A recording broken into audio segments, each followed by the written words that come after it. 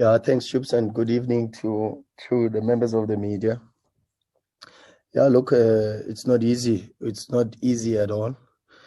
Since the 4th of December, we've played seven games in 20 days, 20 days, and with a lot of traveling to Stellenbosch, to Durban, and so it's not easy. It's not easy. It's not easy for this team, and kudos to them for always doing well and representing the club very, very well. It was a difficult game, particularly on the back of that result against AmaZulu. And so we knew that even though we don't have confidence a little bit, because of course after a defeat you are slightly shaken with confidence, but a good response with regards to the performance. And I can easily say that we don't like the result, we don't accept the result, but we are very happy with the performance. Thank you, Coach. Karabo, Phasha, your hand is up. Please go ahead. Thank you once again, Shupi. Good evening, Coach. With the high standards, the Sundowns surely not happy with the point at home. Coach, a lot of changes made, obviously due to different reasons, particularly that you've played, as you correctly said, 7 games, 19 days. The players that came in, are you happy with their performance? Do you think that they added to the quality of the side? And secondly, Coach, an empty Christmas card. Can you just fill it with your words, please, to all the Sundowns as well as South African football supporters? Thank you. Yeah, look, Karabo, good question. Look, everyone talks Sundowns has too many players, but this is the reason why you have too many players. I mean, apart from having played the 7 games in 20 days, you're also speaking about the team that's played the most matches in a calendar year. We've played 60 matches. That's 2 seasons. 2 league seasons, and each season is 30 games. That's 2 league seasons in 1 year. It's incredible. If you look at the number of minutes that they've played, I mean, Mshishi has played 1,844 minutes. AJ has played 2,042 minutes. Peter has played 2,274 minutes. That's the most with the player averages in a season already. That's already 2 seasons in half a season. Tapelo 1,175, Lyle 1,995, Dennis 1,656 minutes, and then you still have these incredible records on the sides with the goalkeepers keeping the most clean sheets, with Peter the most goals and tied in an average calendar year. So it's been a very difficult year for this team, but it's a year that they've carried with aplomb, with conviction, with integrity, and protecting the club. And so in this moment, that's what we have to reflect on and appreciate and try to focus on. Empty Christmas card, very difficult, but Merry Christmas to South Africans. Merry Christmas to the world at large.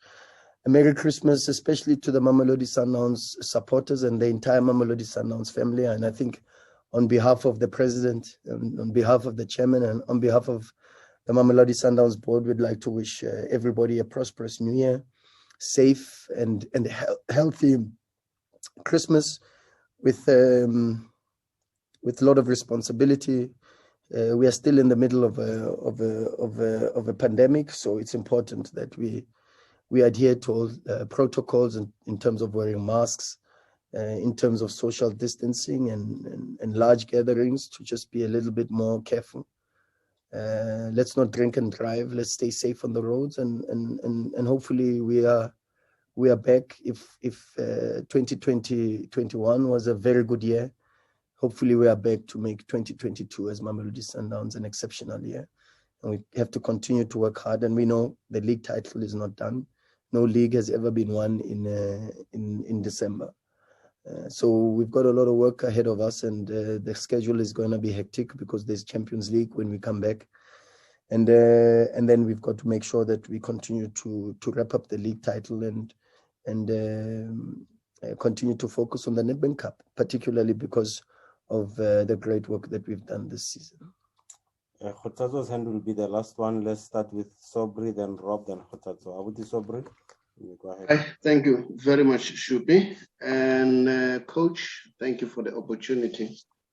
Firstly, I'm very much impressed with the numbers that you gave us, because numbers don't lie.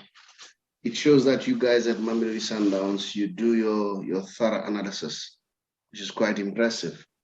Will I be correct when I say this break came at the right time for Mamelodi Sundowns? At the same time, I would want to find out, I don't want you to give away too much, what is the plan when the players are going for recess? Are you having something in mind to keep them fit? Because you don't want them to come back having eaten so many jellies and custards and struggling. And as you said, the next time when you come back, there will be Champions League, there will be a whole lot of football coming. So I want to know what plan you have in place. And Kgothatso Tshabalala, thanks for your question. We have a plan in place. We've got an off season sort of, or mid-season break, not even off season. It's a mid-season break. We will take 3 weeks off. We will then resume training on the 14th, 13th, 14th, and we'll start with medicals. And then as soon as we get back, we will spend a couple of days at Klokop and then resort to a camp.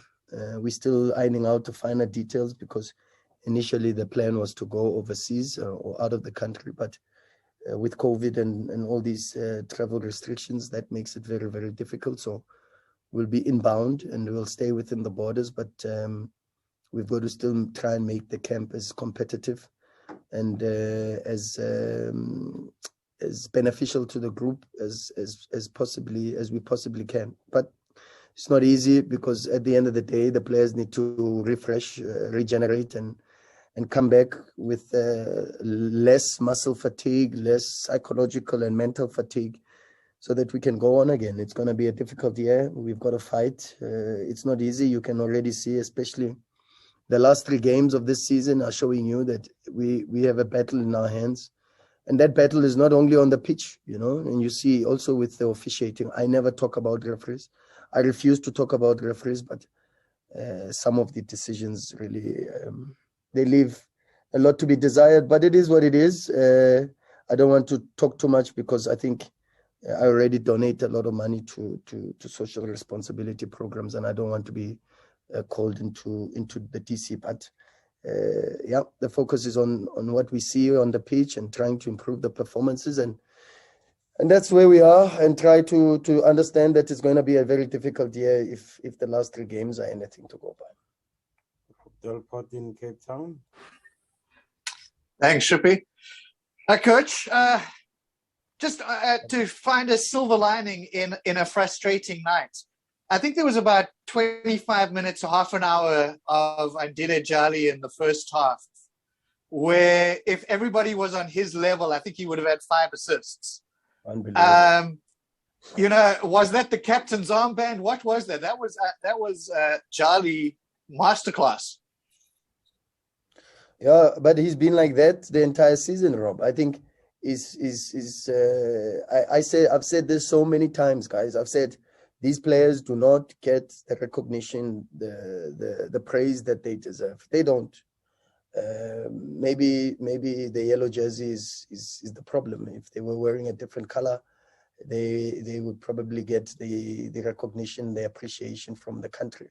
It's incredible. I mean, I was reading out the numbers. I mean, Andile Jali has played 2,042. When last have you heard Andile Jali playing so many minutes? And it's incredible. But it's not just AJ. It's Shiga. It's Peter. Peter, 2,274 minutes, plus still the number of goals that Peter has scored. Shishi.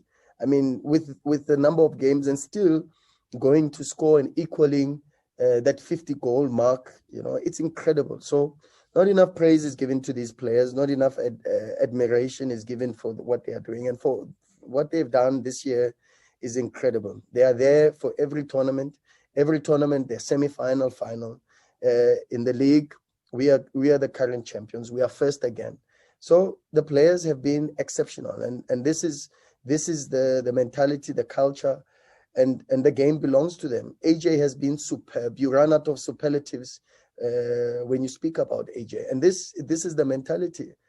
I was reading the other day where Pep Guardiola was talking about Rodri and how important it's been for Man City to have Rodri playing at a certain level every single game with a consistency. And when you have positional football as a playing model, as a concept, it's very important that your deep lying playmaker or your six is a player that has a lot of consistency and is always at the right level, because any drop in performances exposes the team. So fantastic from AJ. And as you say, the first, we said that at halftime. We said at halftime that it should not even have been 1-1.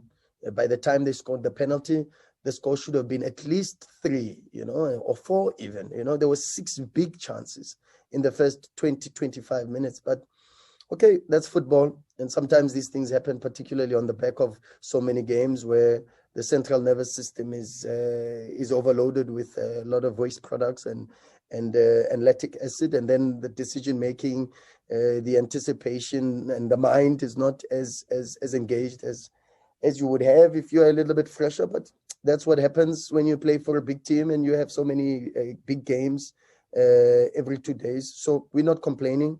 We're just exposing yourselves to the facts, and the facts are this group has been phenomenal, and they deserve a lot more credit than what they get.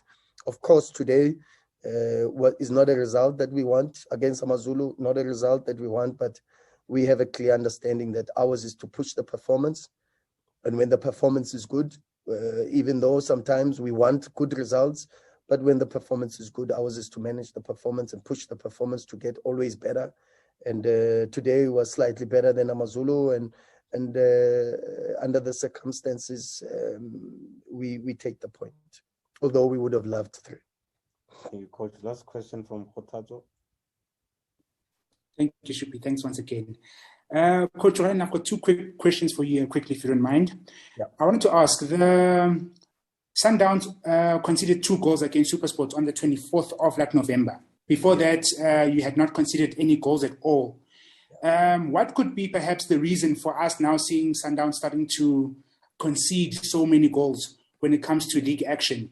And then the last question is, since the loss on Monday, do you feel that today that Marumo took lessons from what happened on Monday and they applied it in trying to perhaps do the same to Sundowns like today?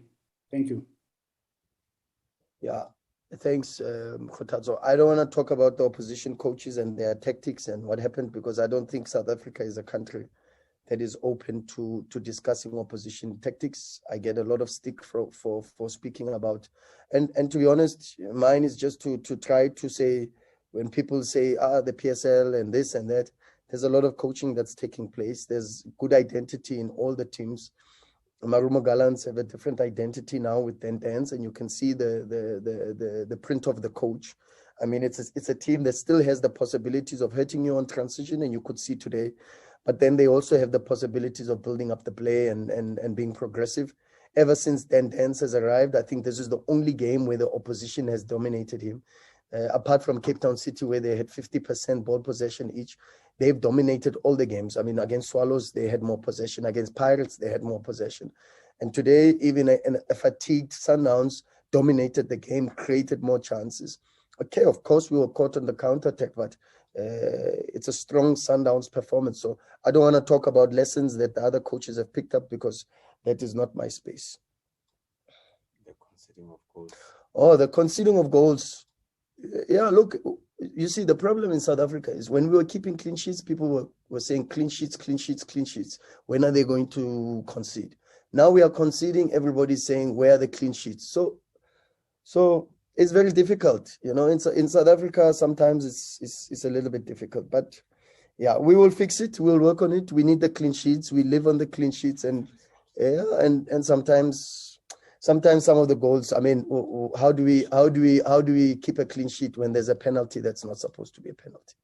So it's very difficult. The previous game, we got a penalty from a ball that hit someone in the stomach. Today we get a penalty So we are conceding from penalties. So you tell me, okay, against AmaZulu, it's a goal we should not concede. And the players know we did the analysis, and that's a goal we don't want to concede, and we will never concede ever again, 100% guaranteed.